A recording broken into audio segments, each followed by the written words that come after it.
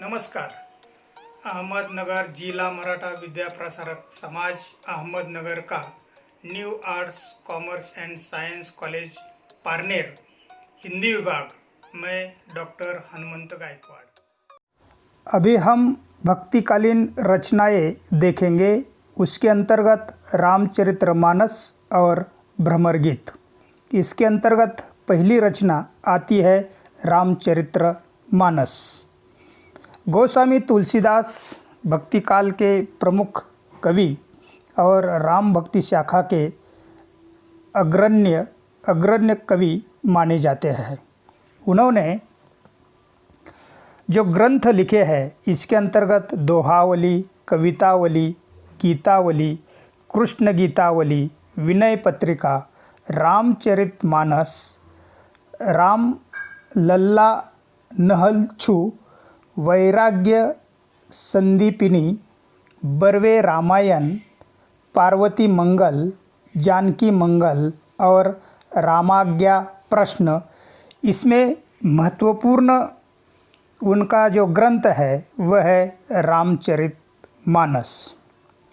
रामचरितमानस तुलसीदास का वह महान ग्रंथ है जिसे विश्व साहित्य की अनमोल निधि का गौरव प्राप्त है.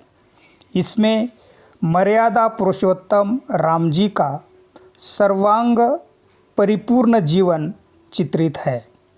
विशुद्ध अवधि में लिखा हुआ यह एक उत्कृष्ट महाकाव्य है. महाकाव्य के लगभग सभी लक्षण इसमें विद्यमान है. यह 7 खंडों में विभाजित है. इसके मुख्य छंद चौपाई और दोहा है. यद्यपि बीच बीच में सोरठा, सवैया आदि छंदों का प्रयोग भी इसमें किया गया है. एक चरित काव्य के रूप में इस ग्रंथ में चरित और काव्य दोनों के गुण समान रूप में विद्यमान है. रामचरितमानस पारिवारिक और व्यक्तिगत आदर्शों का खजाना है. गोस्वामी तुलसीदास की धारणा थी कि व्यक्ति से परिवार, परिवार से समाज और समाज से राष्ट्र का निर्माण संभव होता है. इसी धारणा के अनुरूप इस महाकाव्य में की रचना हुई है. यह ग्रंथ भारतीय संस्कृति की एक अनमोल निधि है. उत्कृष्ट कला पक्ष एवं भाव पक्ष का सुंदर समन्वय इस ग्रंथ में दृष्टिगोचर होता है. समन्वयवादी तुलसी ने इसमें शैव और वैष्णव, ज्ञान और भक्ति, सगुण और निर्गुण के बीच समन्वय स्थापित करने का सफल प्रयास किया है. भाववाहिनी भाषा, कोमलकांत पदावली, भावोत्कर्ष अलंकार विधान तथा प्रसंगानुरूप छंद योजना आदि विशेषताओं ने मिलकर इस ग्रंथ के काव्य सौंदर्य में 4 चांद लगा दिए हैं. गोस्वामी तुलसीदास जी लिखित यह रामचरितमानस प्रसिद्ध ग्रंथ माना जाता है. गोस्वामी तुलसीदास की प्रतिभा अद्वितीय थी. इसके द्वारा चरित पूर्वोक्त 12 ग्रंथ इस तथ्य के परिचायक है कि तुलसीदास जी एक प्रतिभाशाली श्रेष्ठ कवि थे. उनकी काव्य कला अनेक उत्तुंग गुणों से समन्वित थी. इनकी काव्य कला की कतिपय विशेषताओं का परिचय सूत्र रूप में नीचे दिया जा सकता है.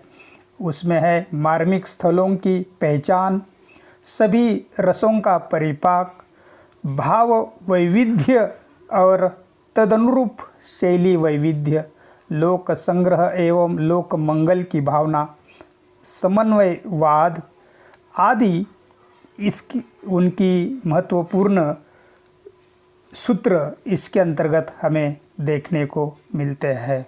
भारतवर्ष का लोकनायक वही हो सकता है जो समन्वय करने का अपार धैर्य लेकर आया है.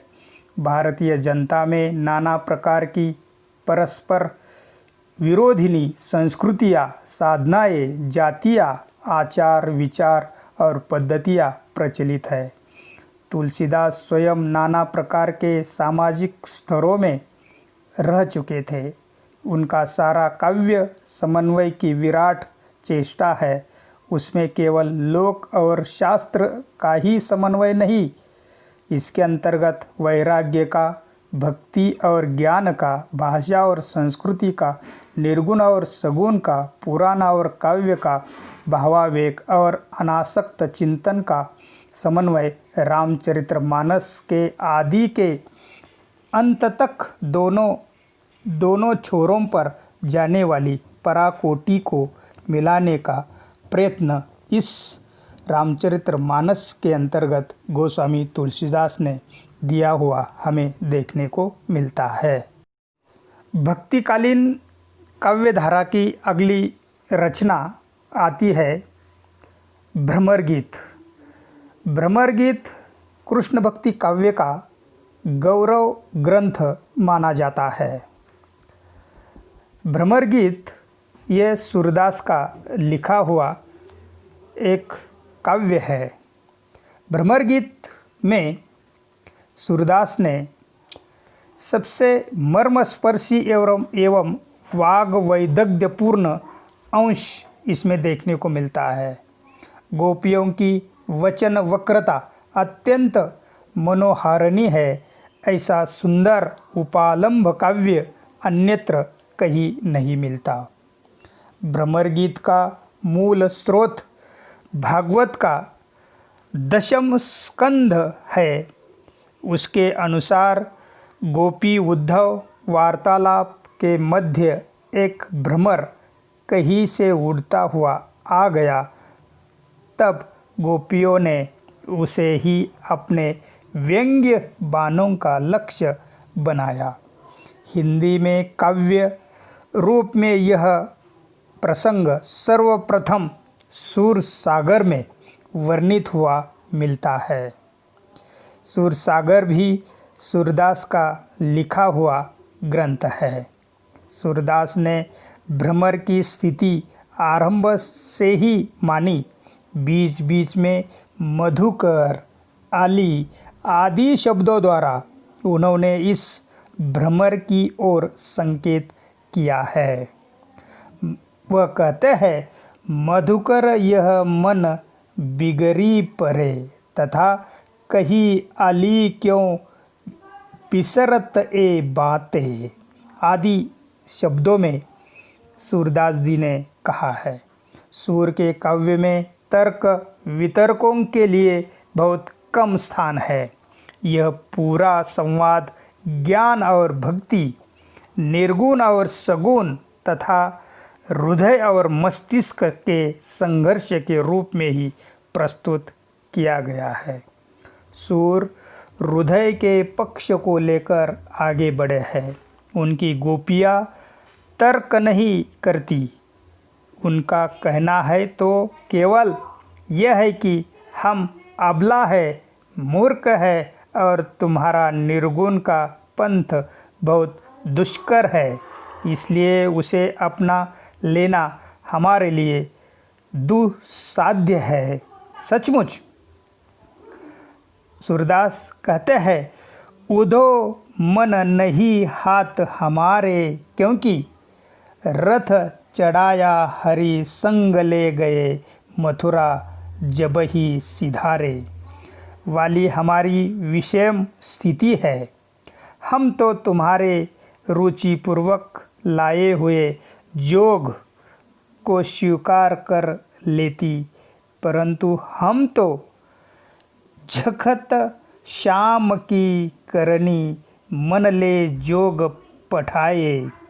इसके अतिरिक्त हमारे पास एक ही मन है, इसलिए अब तुम्हारे ब्रह्म की उपासना कौन करे, क्योंकि उस मन को तो श्याम अपने साथ ही ले गए। गोपियाँ तो यह भी स्वीकार करने को प्रस्तुत है कि आपका निर्गुण ब्रह्म हमारे सगुण से ऊंचा है, उसके द्वारा मोक्ष की प्राप्ति हो सकती है, लेकिन इस मन को हम क्यों करे। एक बार जिसमें रम जाता है फिर उसकी अच्छाई बुराई गुण अवगुण नहीं देखता। इसी से अंत में उद्धव के निर्गुण ब्रह्म को निराश पथिक के समान ब्रज के खाली हाथ लौटना पड़ता है। इस प्रकार ज्ञान की पराजय और भक्ति की विजय होती है। ऐसा काव्य सूरदास जी ने भ्रमर गीत के अंतर्गत और भ्रमर के माध्यम से उन्होंने दिया है। धन्यवाद।